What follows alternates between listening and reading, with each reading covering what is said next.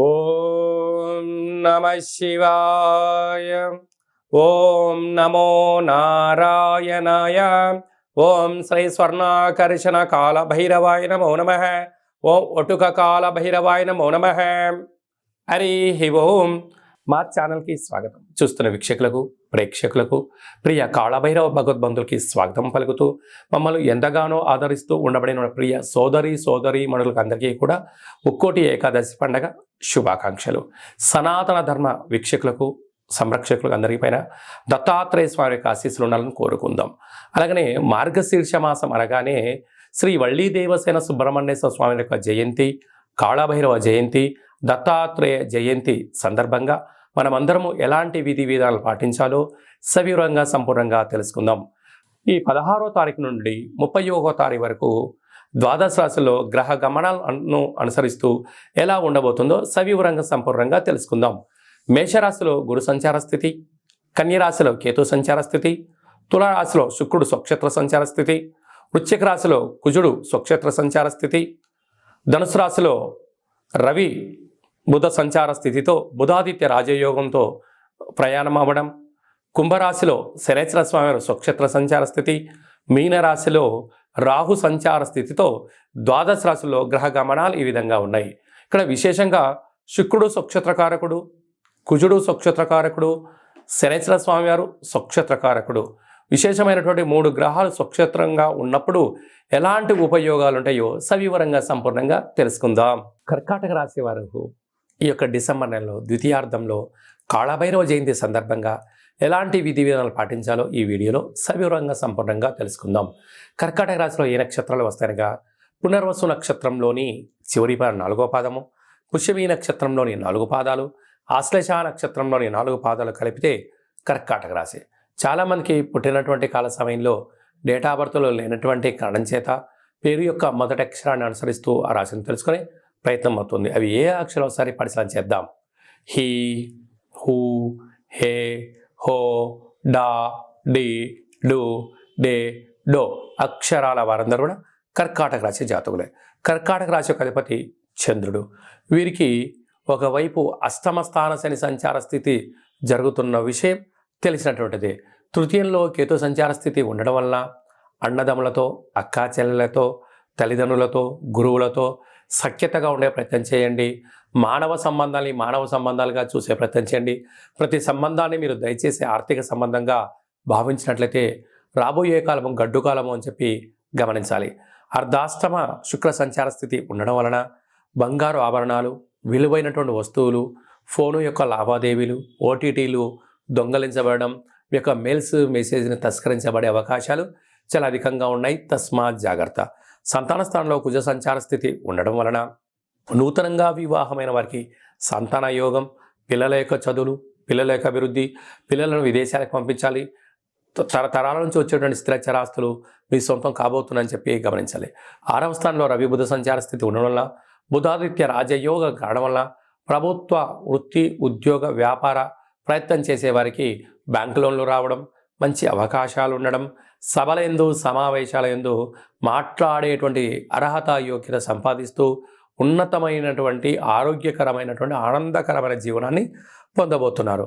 అష్టమంలో శని సంచార స్థితి ఉండడం వలన వీలైనంత వరకు మౌనంగా ఉండడం, అష్టమి తిథి ఎందున, పూర్ణిమి తిథి ఎందున, మీ జన్మ నక్షత్రం రోజున దూరావాయు జల ప్రయాణాలు పెట్టుకోకపోవడం యోగదాయకం అని చెప్పి గమనించాలి.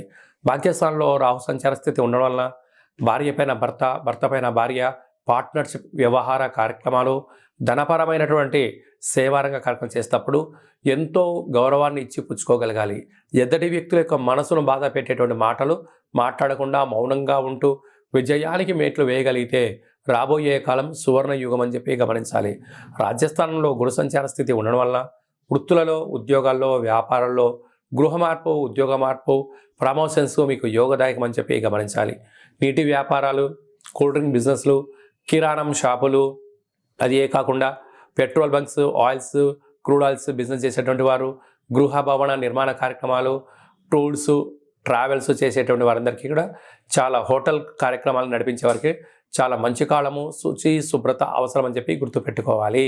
ఇంకను ఈ డిసెంబర్ నెలలో ద్వితీయార్థంలో అద్భుతమైన విజయం సాధించగలగాలి అన్నట్లయితే ఏం చేయాలో కూడా మనం తెలుసుకుందాం. ఈ యొక్క పాత్రను కంచు పాత్ర అంటారు. కాళభైరవ స్వామి వారి యొక్క స్వర్ణ ఆకర్షణ అక్షయ పాత్ర అంటారు. మనకు రాసులు 12 ఎలా ఉంటాయో ఇందులో 12 రాసులను అచ్చు వేయడం జరుగుతుంది. ఈ యొక్క పాత్రను మన అరచేతిలో ఇలా పెట్టుకొని ప్రతిరోజు ఉదయము సాయంత్రము పూజ చేసిన తదనంతరము 2 అగరబత్తులు వెలిగించి తిప్పి పక్కన పెట్టి మన మనసులో ఏదైతే కోరిక కోరుకొని ఇలా ఒక్కసారి ఇలా శబ్దం చేసినట్లయితే ఓంకార శబ్దం రావడం జరుగుతుంటుంది. ఇలాగా ఇక్కడ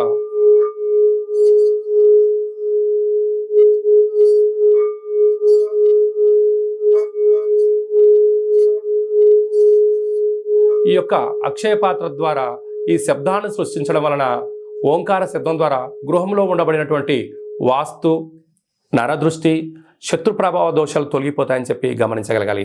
అక్షయము అనగా నశించబడనటువంటిది. కాళభైరవుడు అనగా కాలం అనేటువంటిది మనకు అనుకూలంగా ఉండేటువంటి పరిస్థితి ఉంటుంది. పిలిస్తే పలికే ఏకైక భగవంతుడే కాళభైరవ స్వామివారు. కనుక మనమందరము కూడా ఈ కాళభైరవ జయంతి సందర్భంగా స్వామివారిని స్మరిద్దాం. గృహంలో కుష్మాండ దీపాన్ని లేక నారికేల దీపాన్ని వెలిగించుకుందాం. అక్షయ పాత్రను సొంతం చేసుకుందాం. ఇంట్లో పెట్టుకొని సకల యంత్ర, మంత్ర, తంత్ర, పరతంత్ర, తాంత్రికపరమైనటువంటి దోషాలు తొలగిపోయి సంపూర్ణమైనటువంటి అష్ట కష్టాలకు స్వస్తి పలికి అష్టైశ్వర్యం స్వాగతం పలకడానికి మనకు కాళభైరవ స్వామికి ఆశీస్సులు ఉంటాయని చెప్పి గమనించగలగాలి. ఆసక్తి గలవారు ఈ కింద నెంబర్ సంప్రదించి పొందగలరు.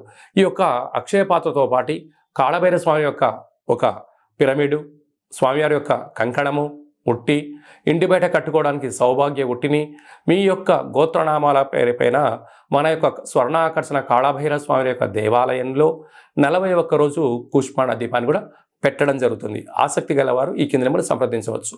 అలాగే మీ వ్యక్తిగత జాతకం తెలుసుకోవాలనుకుంటున్నారా? మీ యొక్క పేరు, పుట్టినటువంటి తేదీ, నెల, సంవత్సరం, పుట్టిన సమయం రాసి వాట్సాప్లో పంపించగలిగినట్లయితే మీరు పుట్టినప్పుడు గ్రహ గమనాలు ఎలా ఉన్నాయి, ప్రస్తుతం ఎలా ఉంటున్నాయి, రాబోయే కాలంలో ఎలా ఉండబోతున్నాయో సవివరంగా సంపూర్ణంగా 100 సంవత్సరాల జాతకాన్ని వ్రాసి పంపించి మీకు తెలియజేయడం జరుగుతుంది.